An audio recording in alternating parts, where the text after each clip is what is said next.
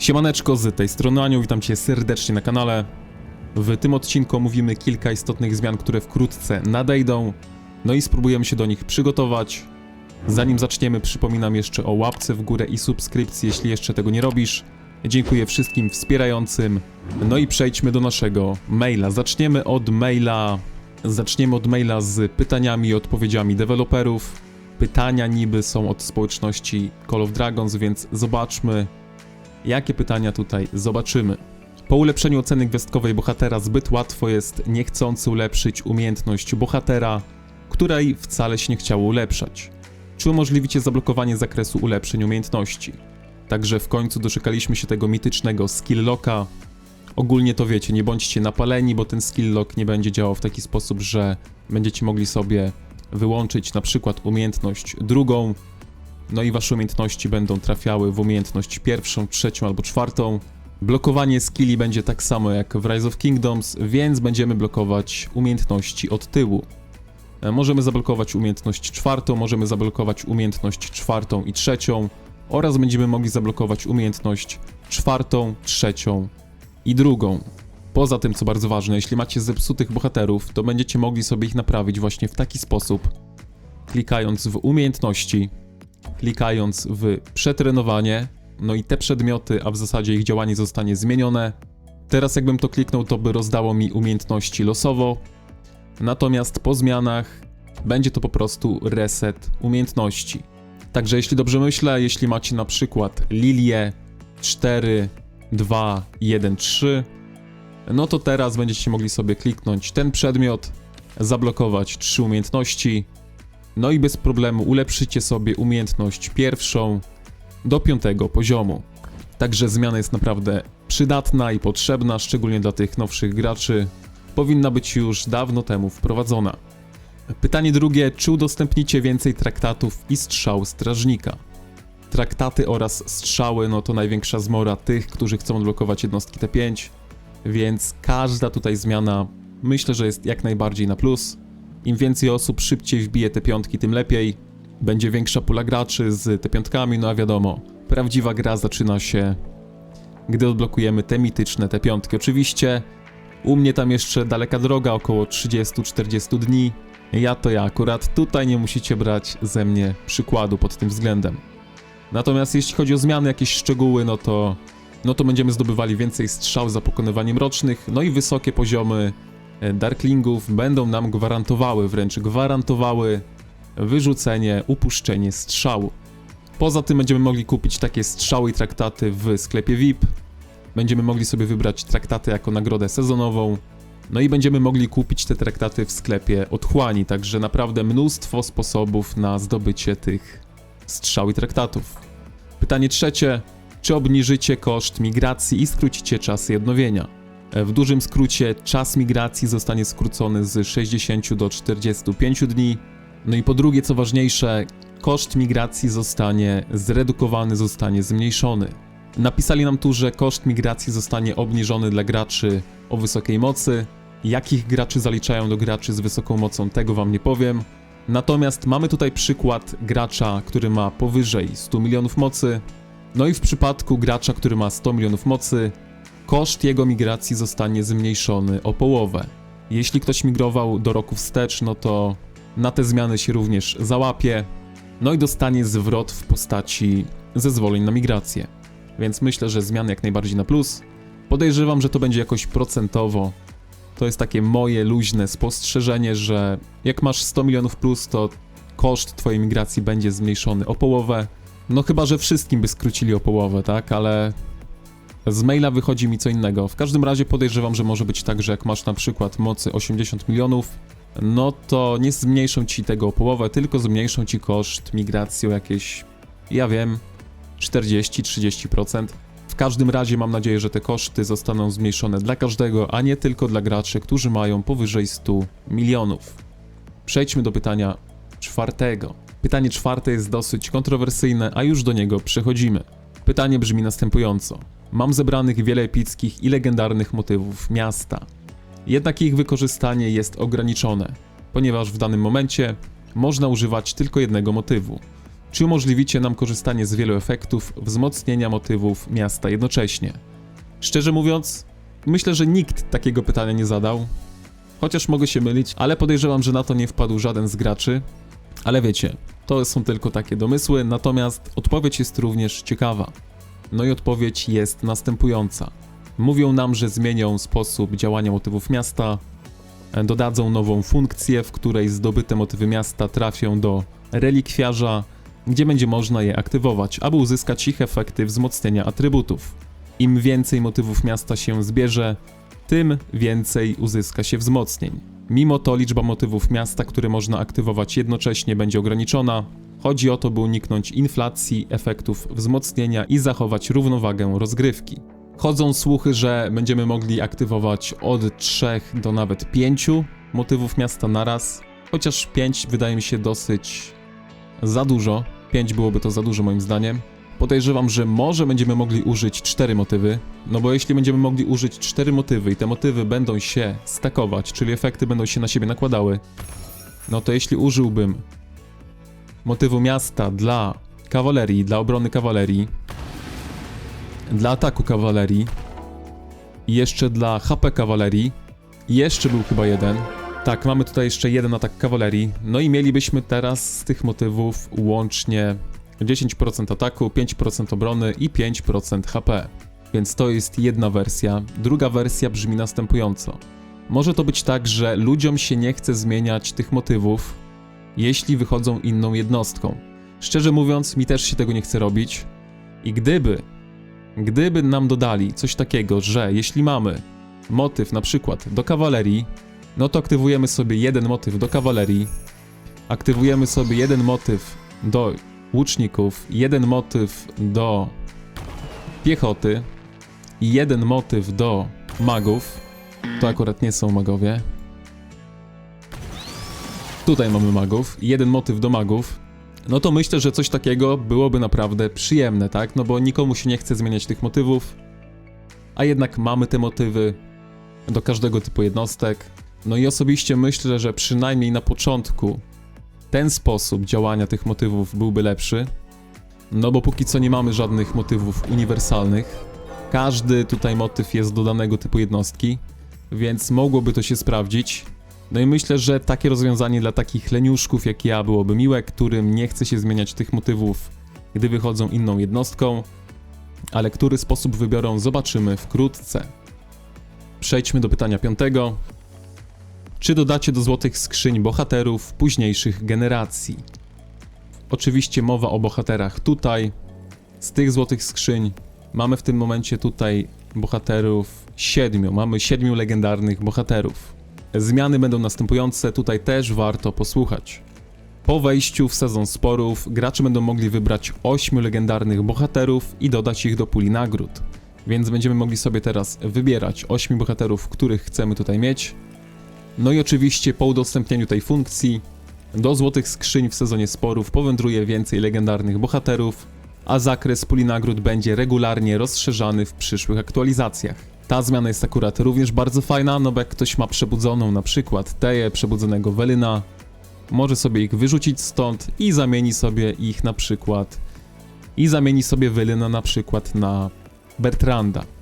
Bo podejrzewam, że nie będziemy mieli tutaj do wyboru bohaterów z najsilniejszego lorda, przynajmniej mam takie przeczucie, ale zobaczymy, tak? Jeśli daliby tutaj bohaterów z najsilniejszego lorda, to bardzo by to ułatwiło mi grę, ale zobaczymy, raczej się nie napalam na to, podejrzewam, że będą tutaj tylko bohaterowie z koła. W każdym razie, jeśli chodzi o te zmiany, no to zbierajcie sobie klucze, złote klucze, im więcej, tym lepiej. Jeśli te klucze wydaliście, no to trudno się mówi. Pewnie zanim wprowadzą te zmiany, no to tych kluczy sobie już zbieracie z 1000, więc naprawdę polecam gromadzić te klucze. Pytanie 6. W wydarzeniu Najsilniejszy Lord trudno jest zdobyć bohaterów. Gracze, którzy nie znaleźli się w rankingach, muszą długo czekać, aż bohaterowie staną się dostępni w codziennych ofertach. Co zrobicie, aby rozwiązać ten problem? Mamy tutaj 3 punkty. 10 najlepszych graczy w rankingu Lorda otrzyma jako nagrody samych bohaterów, a także tokeny bohaterów z danego sezonu. Liczba przyznawanych nagród nie ulegnie zmianie. W tym pierwszym punkcie, szczerze mówiąc, nie wiem, co się zmienia. Dla mnie to brzmi po prostu tak samo, jak było. Jeśli wiecie, co się zmieniło, to tak bardzo prosto napiszcie w komentarzu. Punkt drugi. Przy pierwszym zakupie codziennej oferty dowolnego bohatera otrzymasz jako nagrodę samego bohatera. Tej zmiany chyba tłumaczyć nikomu nie musimy. Teraz jak sobie wybierzecie bohatera w codziennej ofercie, no to przy pierwszym zakupie otrzymacie tego bohatera. No i punkt trzeci łączy się z punktem drugim. Po wprowadzeniu powyższych zmian bohaterowie oferowani w wydarzeniu Najsilniejszy Lord będą dodawani do codziennej oferty szybciej. Ta zmiana myślę, że też jest spoko. Chociaż szczerze mówiąc, na początku jak wchodzili nowi bohaterowie, no to wieloryby mogli się nimi troszkę pobawić. Reszta mogła tylko popatrzeć. Myślę, że to też było jakiś taki uśmiech w ich kierunku. Mi ta zmiana, jak wiecie, nie zmienia absolutnie nic, ale myślę, że dla większości graczy jest to zmiana dobra. Przejdźmy do pytania 7. Trudno jest zdobyć wysokiej jakości pupila bojowego poprzez regenerację. Nie udało mi się to nawet pomimo zużycia wielu mikstur regeneracji. Czy zamierzacie coś z tym zrobić? To pytanie brzmi dokładnie tak, jakbym ja je zadał. No i zobaczmy, co tutaj wymyślili. A wymyślili coś. Coś wymyślili. Gracze, którzy otrzymają wysokiej jakości pupila bojowego z 8 miejscami na umiejętność, będą mogli go wystawić na aukcję. A wszyscy gracze w tym samym sezonie otrzymają szansę na licytację. Będą mogli go licytować. Na aukcji będzie obowiązywać ta sama waluta co na giełdzie. Kupujący będą nabywać pupile bojowe za monety wymiany, a sprzedający otrzymają w zamian klejnoty. Szczerze mówiąc, nie wiem, czy nie wolałbym dostać monet wymiany, jakbym takiego pupila sprzedał. Myślę, że jakbym złapał takiego fajnego pupila i sprzedałbym go na tym KVK, na którym jestem, no to tych klejnotów mógłbym troszkę zdobyć. Myślę, że mogliby się pobić tutaj jakiegoś pupila ciekawego. Tutaj ludzie byli negatywnie nastawieni do tej zmiany, ja myślę, że jest spoko. Na pewno ludzie na farmach będą próbowali łapać takie pupile, żeby sobie je kupić. Jedyny plus jest taki, że tutaj chodzi, mam nadzieję przynajmniej, że chodzi o całe KVK. No bo jeśli byśmy mogli to robić tylko na Home Kingdom, tylko wśród naszych, no to nie byłoby takiej zabawy. Ludzie by już na potęgę zakładali konta i farmili te pupile. Podejrzewam, że i tak może być coś takiego. No ale zobaczymy, jak to będzie. Na pewno będzie ciekawie oglądać, jak się będą wieloryby biły o jakiegoś fajnego pupila. Wiem, że wielu ludziom ta zmiana się nie podoba. Mi się ta zmiana osobiście podoba. Myślę, że będziemy świadkami ciekawych rzeczy na pewno. Punkt 8. Pytanie 8. Co się dzieje z regulowanymi zasięgami ataku strzelca wyborowego? Chodzi oczywiście o łuczników, o jednostkę łuczników. Niestety dla mnie przekładają wprowadzenie dodatkowego zasięgu dla strzelców wyborowych. Jednocześnie będą kontynuować analizę ulepszania charakterystyk bojowych wszystkich typów jednostek oraz będą pracować nad nowymi umiejętnościami jednostek. Osobiście myślę, że lepiej jak poczekają i wprowadzą coś naprawdę dobrze zbalansowanego, no bo jeśli by coś wprowadzili, coś by dali graczom, a potem by im to zabrali, no to zaraz byłyby tutaj, wiecie, strajki, nie strajki, więc niech zrobią coś rasa dobrze, no ale w tym sezonie to ja sobie łucznikami prawdopodobnie nie pogram, więc tutaj jestem trochę zawiedziony, że tyle czasu im to zajmuje, ale no, trudno się mówi. Przejdźmy do pytania 9. Awans do klasy legendarnej w turnieju czempionów przed zakończeniem sezonu okazuje się wyjątkowo trudny. Czy to usprawnicie? Ogólnie chodzi o to, że sezony są krótsze, przez co jest ciężej wbić wysoką rangę w tym turnieju. No i mają sprawić tak, żebyśmy szybciej wbijali te wysokie rangi. Tyle w dużym skrócie. Pytanie 10. Niektóre wydarzenia są zbyt czasochłonne lub oferują nagrody, które nie są warte wysiłku. Czy zamierzacie coś zrobić, aby ulepszyć rozgrywkę w wydarzeniach? To jest bardzo ważne, bardzo ciekawe. To jest super punkt, szczerze mówiąc, uwielbiam ten punkt. No i oczywiście zmieniają kilka wydarzeń. Najważniejsze wydarzenie, które zmieniają, to jest oczywiście Tygiel. Będziemy mogli pominąć kilka początkowych etapów. W wydarzeniu Ciemność Zdruzgotana będą się teraz znajdować teleporty, więc gdy musimy się teleportować, żeby wziąć udział w tym wydarzeniu, przynajmniej zyskamy na tym teleport, więc będzie nas to tylko kosztowało czas. Także też super zmiana. No i w sklepie otchłani dodadzą kilka nowych przedmiotów. Jestem ciekaw, co tam wrzucą. Na pewno wrzucą tam traktaty i strzały. Czy wrzucą coś jeszcze? Zobaczymy. No i pytanie 11, ostatnie. Ruch jednostek w korzeniach wojny jest zbyt wolny. Coraz więcej graczy decyduje się na rozmieszczanie tylko kawalerii. Co zamierzacie zrobić, aby rozwiązać ten problem? Na najwyższym poziomie można zobaczyć tylko kawalerię, samą kawalerię praktycznie. No i twórcy nam mówią, że zwiększą prędkość innych typów jednostek, co ma niby spowodować, że będą te jednostki bardziej grywalne. Czy ta zmiana sprawi, że kawaleria nie będzie tak OP? No, nie wiem, choć się domyślam. Większość tych zmian jest naprawdę dobra. Miałbym tutaj wątpliwości tylko z punktem 4. Nie wiem, co tutaj ugotują. Jeśli będzie to ten drugi sposób, o którym mówiłem, no to spoko. Jeśli to ma się stakować i mamy walczyć na wielorybów, którzy mają po 5 legendarnych motywów do danego typu jednostek, no to łącznie to będzie plus 60% statystyk, jak mają jeszcze te ulepszenia całe. Także no, tutaj jestem sceptyczny, a wręcz negatywnie nastawiony. Natomiast reszta tych zmian mi się podoba.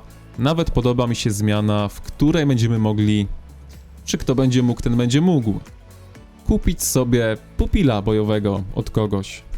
Jeśli ten system nie będzie miał żadnych dziur, no to myślę, że może być naprawdę ciekawie. Ponadto, moi drodzy, mamy tutaj zmiany w czacie. Tego maila pewnie nie widzieliście. Niby tłumaczenie w grze ma działać dużo lepiej, dużo szybciej i jakość ma być dużo lepsza. Szczerze mówiąc, nie wiem, czy coś się zmieniło. Na pewno zwrócę uwagę, bo tego maila sam również widziałem niedawno, jak szukałem wiadomości, żeby je zapisać tutaj. Więc ten mail mi również tutaj umknął. No i mamy jeszcze pseudo mini patch. Osobiście myślę, że te 3 maile dostaniemy w patchu, który nadejdzie. Kiedy on nadejdzie? Myślę, że wkrótce, w ciągu 3 dni podejrzewam, powinniśmy go mieć. W każdym razie zerknijmy, co się tutaj zmienia. Mamy tutaj zmiany w umiejętnościach bohaterów. Forondil teraz przy wpadaniu w szał zyska dodatkowe obrażenia za każdy pobliski wrogi legion. Myślę, że to będzie działało w ten sposób, że za jeden wrogi legion dodatkowo będziemy zadawali 250 skill damage'a, no za 2 legiony 300, 3 350, 4 400, no i za 5 legionów blisko naszego celu ten cel otrzyma dodatkowe 500 współczynnika obrażeń. Nie jest to AoE, ale jest to na pewno przyjemny buff. Czy będzie grywalny? Myślę, że może stać się grywalny bardziej, chociaż na pewno nie będzie jakoś w westierze. Osobiście go nie daję w westierze.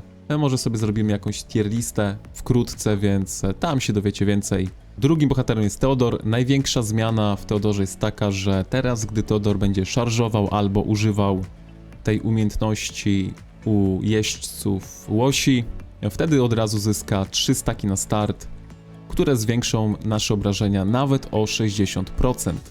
Mega mocne, to jest naprawdę mega mocne. Ja nie wiem, że nikt tego nie komentuje. Teodor teraz będzie, moim zdaniem, naprawdę Teodor będzie w S-tierze. Teodora dałbym właśnie w tym momencie w S-tierze. 60% więcej obrażeń od skill damage'a. Niesamowite obrażenia. Trzeci bohater myślę, że zaskoczy nie tylko mnie, bo mnie zaskoczył. Myślę, że wielu widzów również może zaskoczyć. Goresz, tak, Goresz, najmocniejsza para, najmocniejszy bohater dostaje tutaj buffik. Buff brzmi następująco. W trakcie oblężenia miasta lub bastionu legion zyskuje 20% ataku. Jeśli wybrany kapitan garnizonu jest bohaterem piechoty, jego legion zyskuje za każdy inny napastniczy legion podczas tego oblężenia 20% szans, maksymalnie 60% szans na wywołanie efektu osłony. Efekt osłony równa się nawet minus 40% obrażeń od kontrataku na 3 sekundy po użyciu normalnego ataku. Ta zmiana może być naprawdę mega mocna. Teraz Goresz w rally może być naprawdę nawet wyciągany do tych debuffów, tak? Minus 40% obrażeń od kontrataku dla każdego rally, które będzie atakowało dany garnizon. Ja myślę, że to może być naprawdę game changer. Czy będzie? Zobaczymy. Ja podejrzewam, że może tak być. Czy tak będzie, to trzeba już zobaczyć w praktyce. Czwartym bohaterem jest Tohar. Jego skill nowy będzie brzmiał następująco. Stacjonując w miastach lub bastionach, armia zyskuje 20% ataku. Po każdym użyciu umiejętności kanał ziemny trafia ona w dodatkowe 3 wrogie legiony. Współczynnik obrażeń 350. Mowa jest o wrogich legionach, więc raczej Anti-Swarm, no bo nie jest mowa o wrogich rali. Rali to nie legion, chyba że coś tutaj pomieszali. Podejrzewam, że ta umiejętność jest tylko właśnie w garnizonie, chociaż z drugiej strony jak napisali o legionach, kto wie co tam ugotowali, ale wątpię. Tochar byłby za mocny, gdyby trafiał w 3 dodatkowe cele. Jeszcze, to nie może tak być, to na pewno jest tylko do garnizonu, także... Tochar i tak jest mocny. Ja wiem, że tam bekę się kręciło z Tochara, ale dostał sporo zmian i naprawdę sobie radzi świetnie. 5. bohaterem jest Tandelyn, która dostaje 2 zmiany. Pierwsza zmiana tyczy się umiejętności wpadania w szał. Teraz, gdy ta umiejętność zabije bohatera, ten piorun kulisty nie będzie znikał, tylko będzie zostawał w tym miejscu na czas trwania umiejętności, więc łącznie jest to 6 sekund. No i jeśli ktoś wejdzie w ten obszar, wtedy dostanie tymi obrażeniami. Myślę, że ta zmiana jest ok. Czy jakoś poprawi zasługi? Raczej podejrzewam, że ta druga zmiana może poprawić trochę zasług. Druga zmiana Tandelyn może być naprawdę mega mocna, która może już wpłynąć na liczbę zasług, a zmiana brzmi następująco. Za każdym razem, gdy przywołane błyskawice zadają obrażenia w terenie, istnieje 30% szans na zadanie dodatkowych rozproszonych magicznych obrażeń celowi i wrogim legionom w jego pobliżu. Współczynnik obrażeń 450, łączna liczba celów 3. Tandelyn jeszcze się bardziej umocni w S-tierze. To jest moje zdanie, zobaczymy. Osobiście tak ją daję do S-tieru, bo Tandelyn działa z każdym bohaterem, jest uniwersalna i z każdym bohaterem sobie radzi naprawdę dobrze. Jest trochę słabsza obecnie od Mu, ale Tandelyn również dałbym w S-tierze. Ale więcej nie będę tutaj spoilerował, więcej dowiecie się w tier liście, Natomiast to jeszcze nie jest koniec, tego filmiku. Ostatnim bęgierkiem w tym filmie będzie sneak peek nowych bohaterów do piechoty. Tutaj mamy jednego bohatera do piechoty. Prawdopodobnie człowiek albo niziołek. No i tutaj mamy drugiego bohatera, który na tym cieniu wygląda naprawdę epicko. No, legendarnie, wygląda legendarnie. Włączmy napisy, żebyście tutaj widzieli.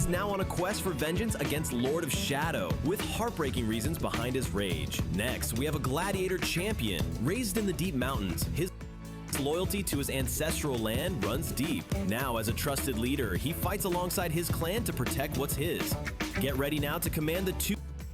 Także tak wyglądają obaj bohaterowie. Z opisu, który nam tutaj zaserwowali, wychodzi na to, że obaj są waleczni, obaj dużo walczyli. No i podejrzewam, że naprawdę mogą mieć duże obrażenia. Czy będą tankowni? Zobaczymy. W obrażeniach powinni dowozić. Poza tym nowego pupila na pewno widzieliście tego byczka. Teraz wam go nie pokażę, ale na pewno kto widział, ten wie. Myślę, że to będzie właśnie pupil do tego tutaj Taurena. Także w tym filmie to by było na tyle. Pamiętajcie 2 rzeczy. Zbierajcie klucze i odblokowujcie motywy miasta za każdym razem, jeśli jakiegoś nie macie. W tym odcinku to by było na tyle. Ja będę się tu z wami żegnał. Wiecie co robić. Trzymajcie się.